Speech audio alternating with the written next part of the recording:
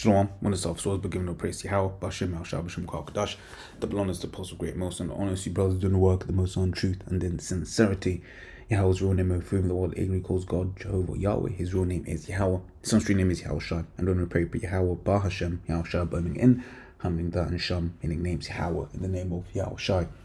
Real quick, been meaning to kind of touch on this for a little while. I'm gonna play this clip, and laws all don't get a strike. Educational purposes only, right? But it's this idea of you'll get certain jakes that think that there is a way of making it in this kingdom, right? But what they don't understand is he has a monopoly. Right, there are certain companies, certain new, we refer to them as like New World Order companies, right?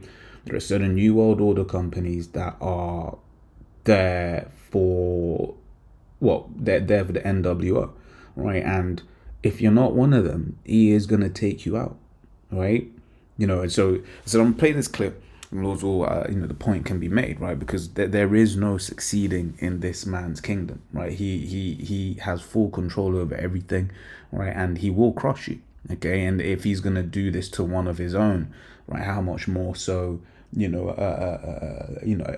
Jake, right? So let's give this a play. What would you say has been your biggest failure over the years, and what do you think you most learned from it? I suspect the most notable failure has been not knocking Coca-Cola off their pedestal. Virgin Cola? Virgin Cola. We had a good try. For a year or two, it looked like we were going to take Coke for everything they had. We were outselling them in Britain, in all the retailers that we were stocked. And we were outselling Pepsi. I then got a bit too big for my boots, and I arrived in Times Square with a Sherman tank from Britain. I crushed all these Coca-Cola and Pepsi cans. Cola was flying everywhere. And I then turned our Sherman tank's turret onto the Coca-Cola sign in the middle of Times Square. Anyway, Coke didn't take that too kindly. But the next day in Atlanta headquarters, they got bagfuls of suitcases of money. They got a DC-10 on the runway at Atlanta. They filled it with SWAT teams. They arrived in England, and retailers suddenly became very wealthy, and all our Virgin Cola disappeared off the shelves. And they basically kneecapped for real? Kneecapped us. Yeah. I mean, it was that quick? No, they kneecapped us. I mean, very, very systematically. And we did not know this was going on. I mean, I would ring up Tesco's and say, "What are you doing? You've taken Virgin Cola off all the shelves." And they would say, I don't know, they would come up with some excuse. But so it wasn't until about a year later that a lady arrived who announced to me that she was the new manager of Virgin Group at Lloyd's Bank. And we went out to dinner, and it turned out that she was the lady at Coke at the time who'd been in charge of the kneecapping exercise. And now she was my bank manager. And I wasn't sure whether to strangle her or not. But.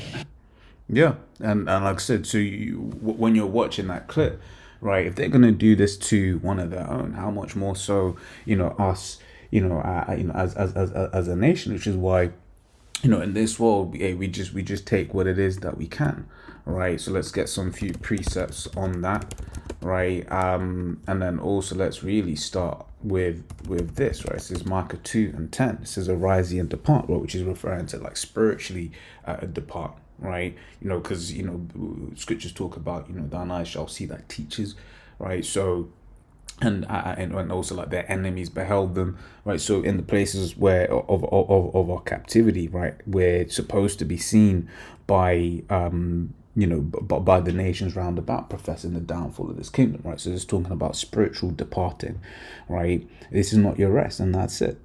This isn't our rest, right? We're under the curses. Right, and part of the curse is we ain't gonna be making money. We ain't gonna be,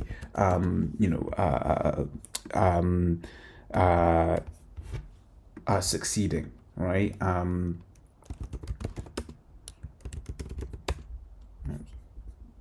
Loading some of these. No, there's another one. Loading some of these precepts. Up. Right. Another one. Yeah, load this one, right? So let's grab some of these, right? So Micah 2:10, right? Arise ye and depart, for this is not your rest. This place ain't our rest. Right? We'll always we'll always be handicapped in this particular kingdom, right? And it's especially because he has a lot more control than people want to believe, right? E is in full control of, what is going on in this place. Okay, E doesn't like the idea of not having control, right? So when you're having certain individuals that are coming up with good ideas, like as an example, you may come up with something, let's say a car that runs on pure water, that is not beneficial to E's agenda, right? So he will take you out, right? And like I said, if they're gonna go to these extremes to one of their own, right? How much, once again, how much more so us? How much more so a Jake in the street that's just trying to do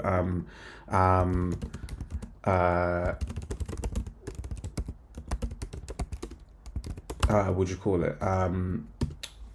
One of these things, right? So let's we read that, right?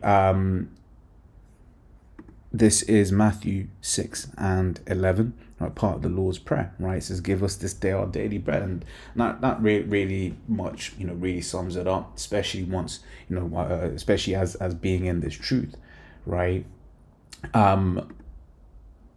Let me see. So I'm just trying to find this article as well, right?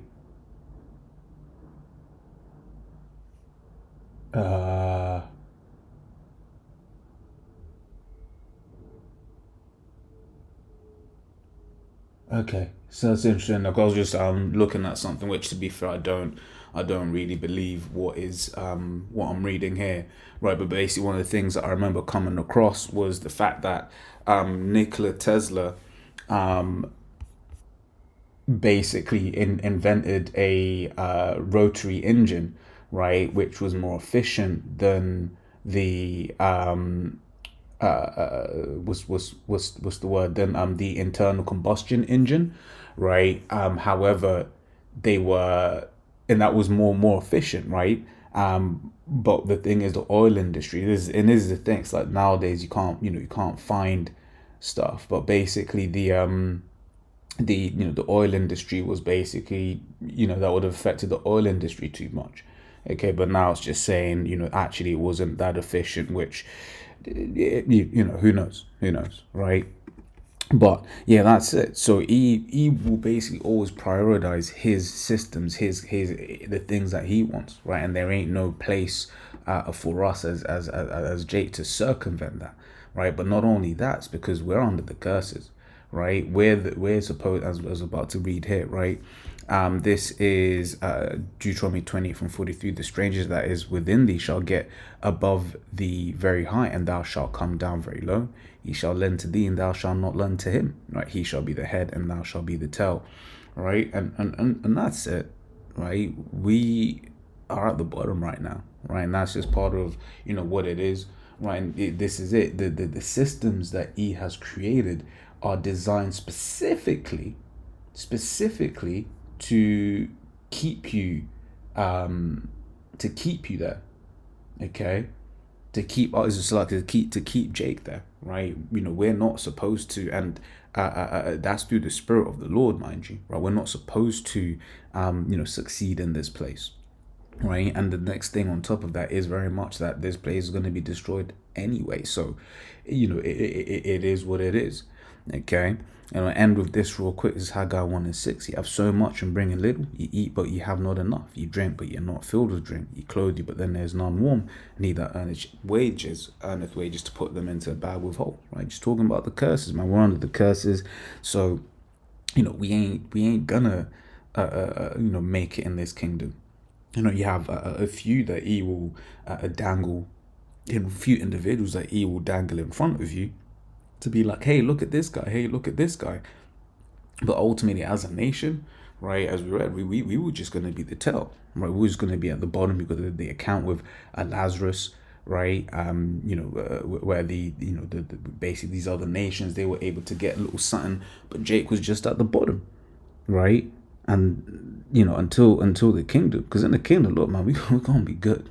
We ain't gonna want for nothing in the kingdom, right? You can read that in Isaiah the 60th chapter, how these different heathen nations are gonna come up and basically give us of their goods, right? But as for now, right, as we read in Mark 2, right, this ain't our rest, right? This Edomite will use underhanded tactics to destroy any kind of enterprise that you have, right? And ultimately, he, that he's doing, in doing that, he's basically doing what the Lord wills. And that, right now we're supposed to be kept at the place that we're in, right? So as always, like I said, I just wanted to share that real quick. As always, Lord, it was edifying. Till the next time we say shalom.